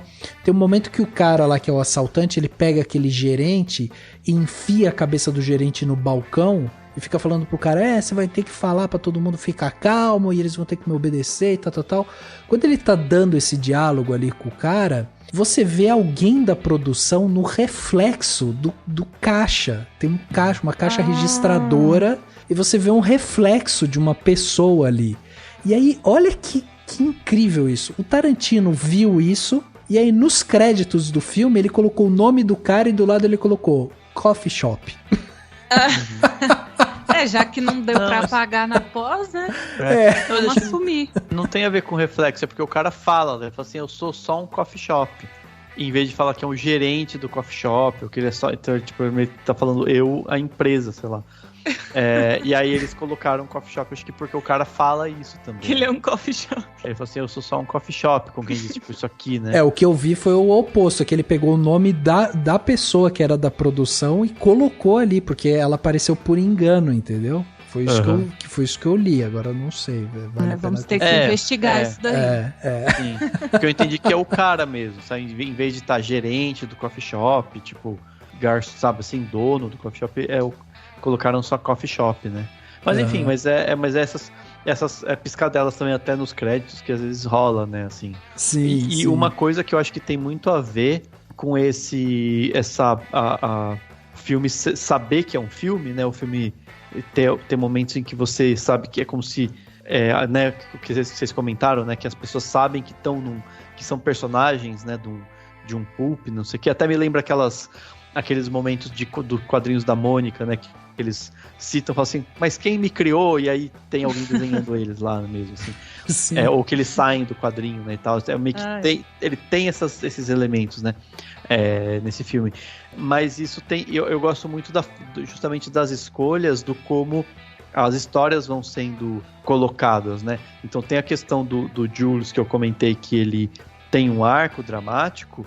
E como, se você fosse fazer esse filme na ordem cronológica, você teria basicamente ali meio que 2 etapas, né? Tipo, a partir do momento em que eles saem daquele restaurante lá onde tava o Marcellus, né? Que eles vão entregar a mala. Eles já passaram por todo o drama de ter que limpar o carro e tal.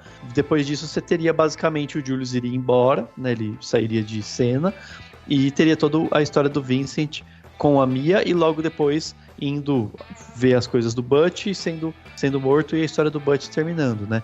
Só que como o filme muda isso, você consegue ver o arco do Jules, né, do começo até o fim do filme, como alguém que passou por essa trajetória, né, de sair da criminalidade ou deixar de querer matar as pessoas, etc, né? E eu acho que, sei lá, eu acho que esse processo é muito interessante. E os cortes também, né? Porque, por exemplo, a gente tá esquecendo de comentar um pouco da história do Butch em si, mas é muito interessante, tipo, como que corta, vai para um flashback do Butch, para só depois ir pro Butch vivendo a vida dele como boxeador, tentando sair, sendo que a gente teve só uma introdução um pouco antes. Assim, dependendo de como o filme fosse feito, ou em muitos filmes, ele soaria inorgânico, né? Soaria como uma coisa forçada. Tipo, não teve do nada um flashback. Mas aqui não, como a gente tá vendo isso, trocando os capítulos sendo apresentados, você corta, vê lá a história.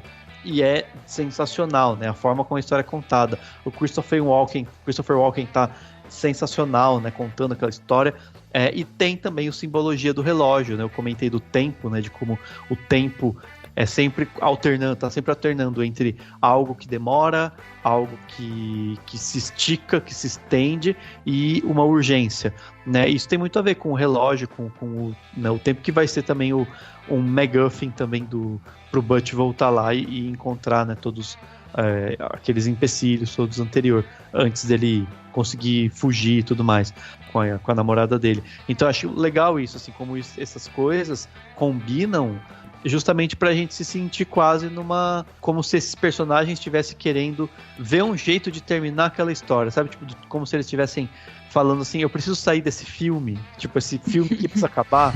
Só faltou ele, sabe assim, se tivesse uma fala dessa, não seria exagerada, né? Eles falam que é meio que isso, sabe? Você sabe que o Tarantino, ele falou que, inclusive, quando você vê a cena final, que o Jules fala que ele vai se aposentar, e aí você vê o Vincent falando, não acredito, nada a ver você se aposentar e tal, ele quis deixar bem claro, assim, que, tipo, o Vincent fez uma má escolha, porque ele vai morrer em seguida, né? Ele vai morrer lá no banheiro e tal, indo atrás do Butch.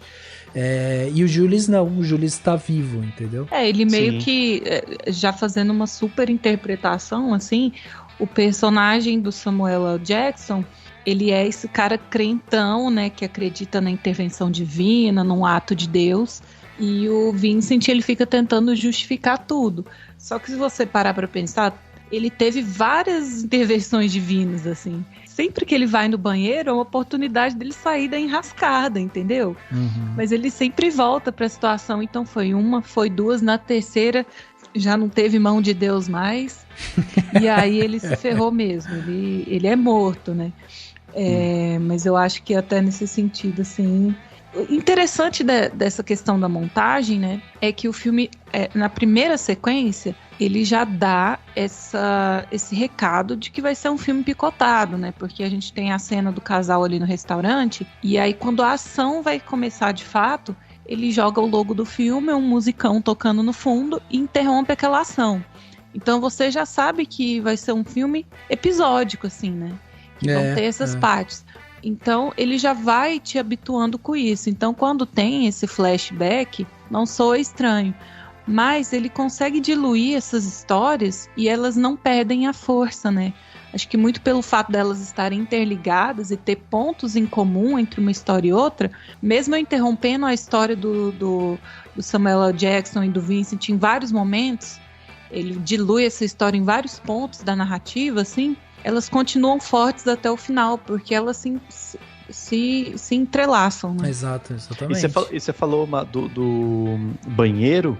A última cena do Jules, cronologicamente falando, né? Se você colocar o filme em ordem cronológica, a última cena é ele falando que vai ao banheiro. Né? Ele fala, eu vou ao banheiro, e ele some. Então, assim, é como se também se o banheiro fosse um lugar sei lá, onde o tempo não passa, né? Proteção. A proteção, onde você não tá no filme, sabe? Porque querendo ou não é isso. Quando a pessoa vai ao banheiro, né, assim, num filme, raramente você tem isso, mas você não mostra, você tem o obsceno, no sentido de que aquilo que não é mostrado. Então, não deixa de ser, tipo, ele fala assim, eu vou ao banheiro, é como se ele estivesse fora da jogada, né? E claro, a gente não percebe tanto porque o filme, a coisa tá no meio, ele vai aparecer depois, mas é porque a gente não tá vendo a história na ordem cronológica. Se for, é a última cena do Samuel Jackson, ele falando, eu vou ao banheiro, e aí ele vai, né? E, enfim, que é lá naquele lugar do Marcelo. Né? Sim. Agora, a gente começou esse podcast falando de banheiro, estamos terminando falando de banheiro também, né? Então dá pra ver que é um filme muito redondinho. O podcast também foi muito redondinho. Mas eu queria perguntar pra vocês, o que vocês acharam, o que vocês acham que tinha dentro daquela maleta, no final das contas? Eu li uma teoria conspiratória de que era a alma do Wallace. Nossa. Por isso que eles estavam tanto atrás de defender essa maleta. Mas enfim, não sei, eu acho que no fim das contas não importa, não né? Importa, se é cocaína, se são barras de ouro que valem mais do que dinheiro. Eu acho que é mais o símbolo do que o que tá ali dentro, né? É mais essa força invisível que movimenta a história de uma forma ou outra, né? Exatamente. Sim. Eu também acho, assim, tipo, eu sou meio louco, mas tipo, em nenhum momento me pergunto isso. Porque acho que o filme é feito de um jeito que você... Pouco importa, né? Pouco importa, né, o que é. Mas eu até zoei comigo mesmo, assim, porque eu vi o filme, eu tinha acabado de ver algumas coisas relacionadas à Copa do Mundo, tava lendo algumas coisas da Copa do Mundo e tinha visto... onde isso vai chegar? Tinha visto, como fala, o sorteio, né, e tal, e eu falei assim, nossa, pode ser a taça Jules Rimet, que foi roubada e transformada, acho que foi derretida. Barras de ouro. São barras de ouro. Daí eu falei assim, olha que louco, pode ser a taça Jules Rimet, o nome do personagem é Jules, né? Então... Nossa, mas... viajei na maionese aqui. Só o Dani pra pensar isso mesmo. Vai vir o Tarantino Multiverso parte 2. Misturando futebol. Cinema. Eu acho que o Tarantino não deve, como um bom americano, bem americano que ele não deve ligar muito pra futebol, mas... É verdade.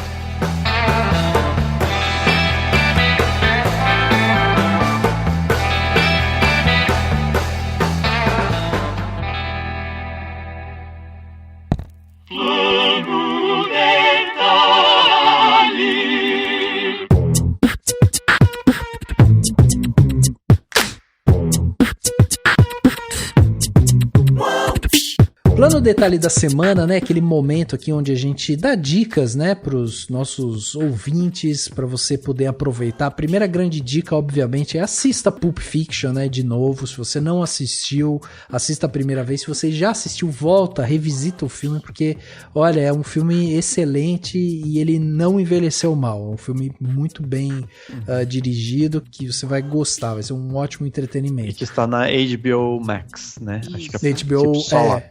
Exatamente, na HBO Max. E, bom, para começar aqui o plano detalhe, dessa vez eu vou começar, trouxe um plano detalhe aí para vocês, que é um podcast, e nesse caso aqui é um podcast que eu tenho ouvido muito, assim, tô gostando muito das edições, que é o Medo e Delírio em Brasília. Eu acho que o pessoal já conhece e tal, mas enfim, é um podcast basicamente sobre política, mas muito bem humorado. Precisamos disso, né? Pois é, isso que é muito legal. Ele é todo editadinho, assim, então vira e mexe entre umas gagzinhas no meio, sabe? Umas brincadeirinhas. A pessoa que apresenta, né, ele vai muito bem também, ele faz umas imitações, às vezes ele imita o Alexandre Frota, imita o Lula, enfim, é muito maluco, assim, mas o que eu acho legal é que, apesar de ter esse rótulo, né, humorístico em volta dele, ele passa muito bem as informações, sabe? Ele consegue explicar muito bem o que tá acontecendo, ele vai ler a notícia que saiu. Tem fontes seguras, né? Fontes seguras, exatamente.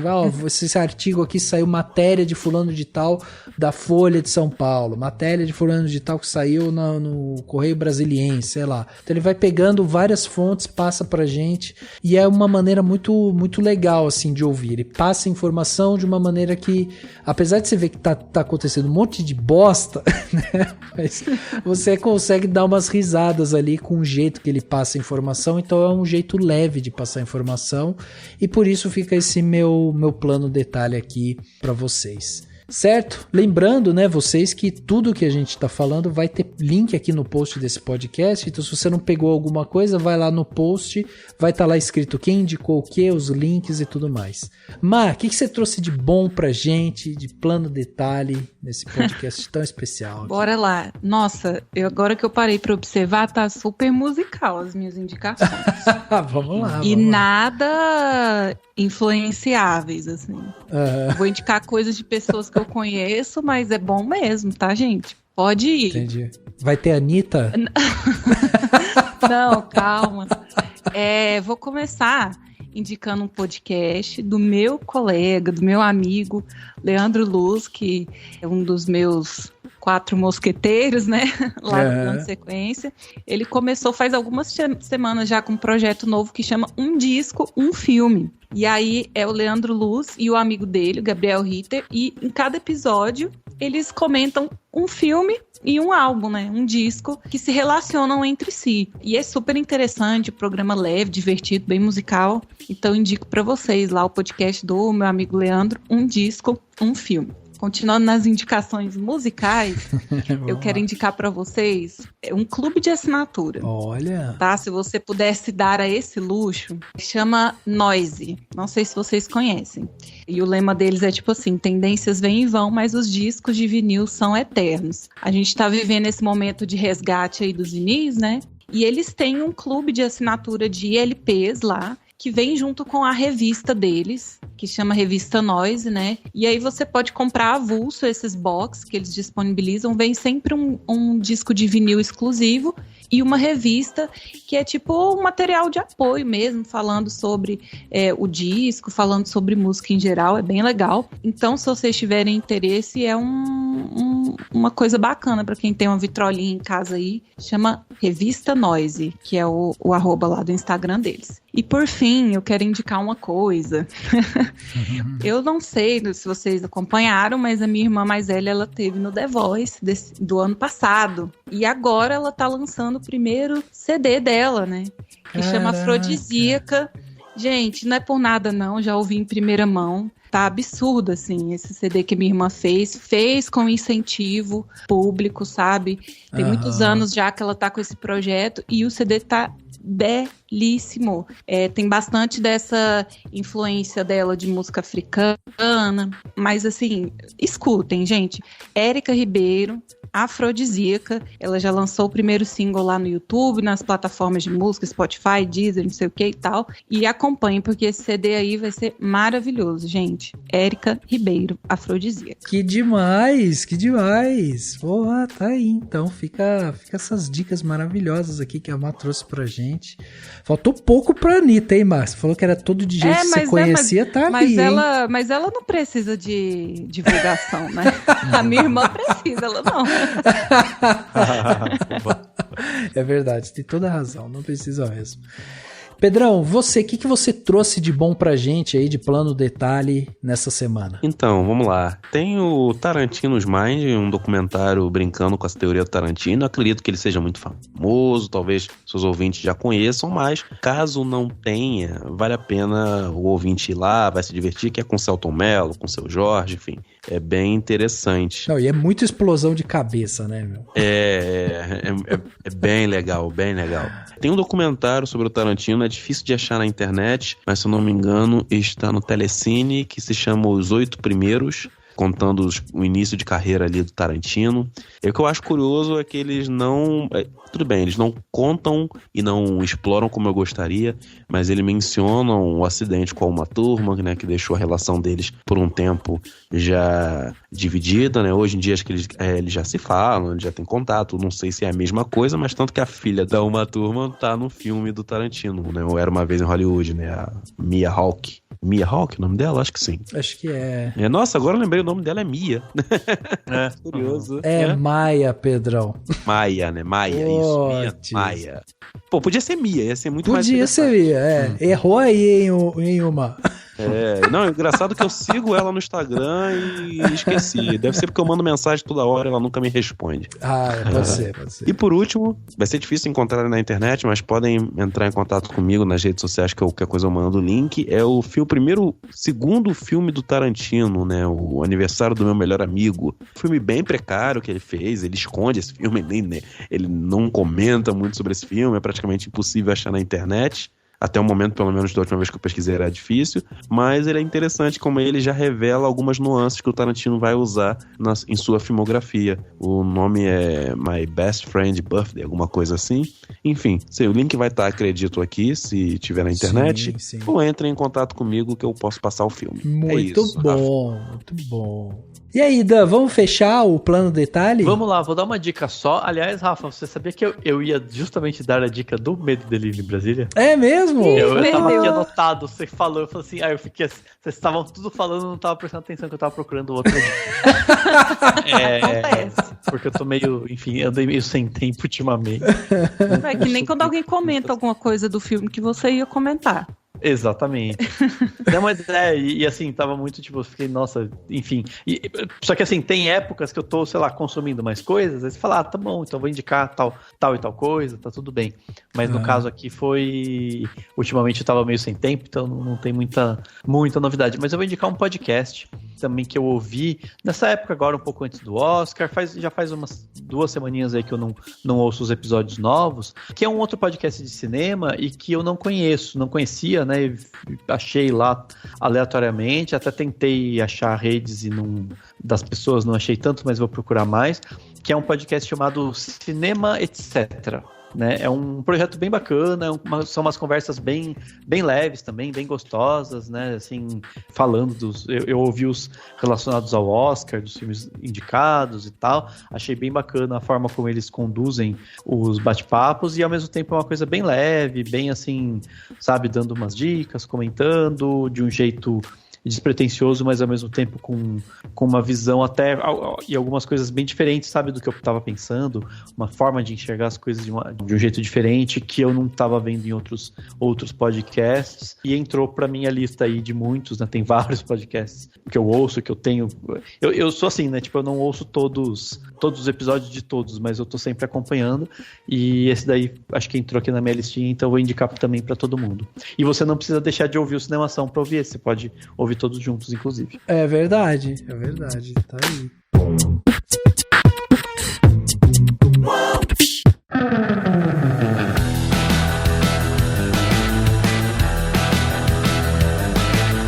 Chegando aqui no final do podcast Cinemação 454, né? Batemos esse papo sensacional aqui sobre Pulp Fiction, com a ajuda dos nossos amigos, né? Porque precisávamos desse apoio aqui para conseguir falar de um clássico, de um filme desse tamanho, só com gente muito boa aqui pra gente bater esse papo. Má, muito obrigado pela sua presença aqui com a gente mais uma vez. Obrigado por ter doado o seu tempo, vir aqui conversar com a gente.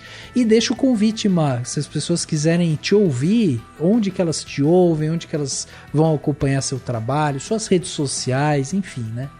Eu que agradeço, gente, o convite. Mas assim, quem quiser acompanhar um pouco da minha loucura, lá no Twitter, Coelho_Limão, no Instagram Coelho com Limão, nós temos o Instagram do Plano Sequência, que é Plano SecCast, Plano SecCast também no Twitter, e temos o nosso site, né, que é www.plano-sequência.com, e lá tem todos os canais de contato, se vocês quiserem deixar comentário nos episódios, se vocês quiserem pedir diretores, darem sugestões de pauta, se quiserem mandar um e-mail xingando a gente, tá tudo lá, não só as minhas redes, e também as redes dos meninos que participam também. Muito bom, Má, obrigado de novo, a gente adora ter você aqui.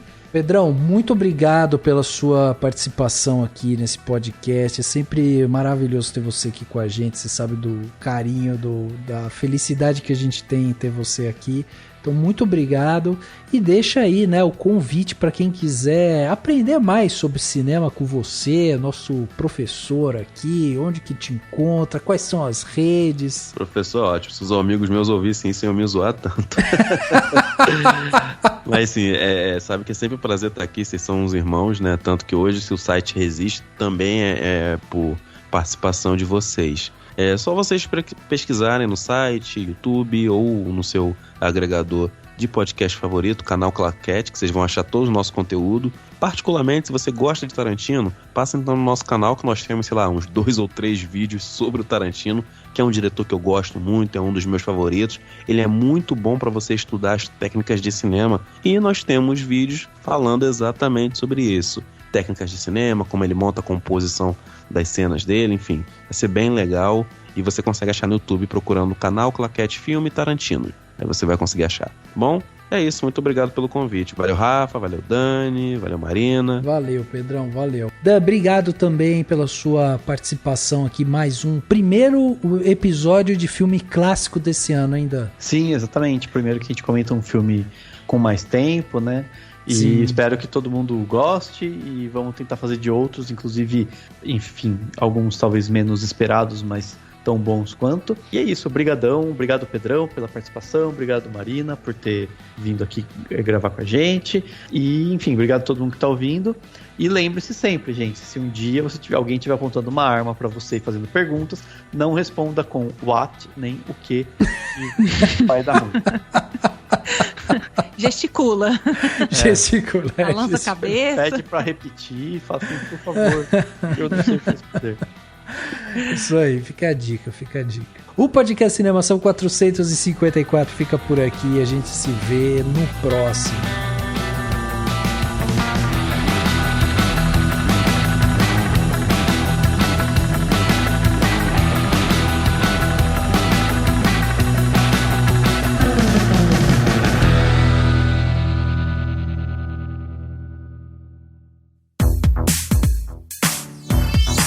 Esse podcast foi editado pela Isso Aí Design. Tudo isso é forma com função. É design estratégico. É isso aí.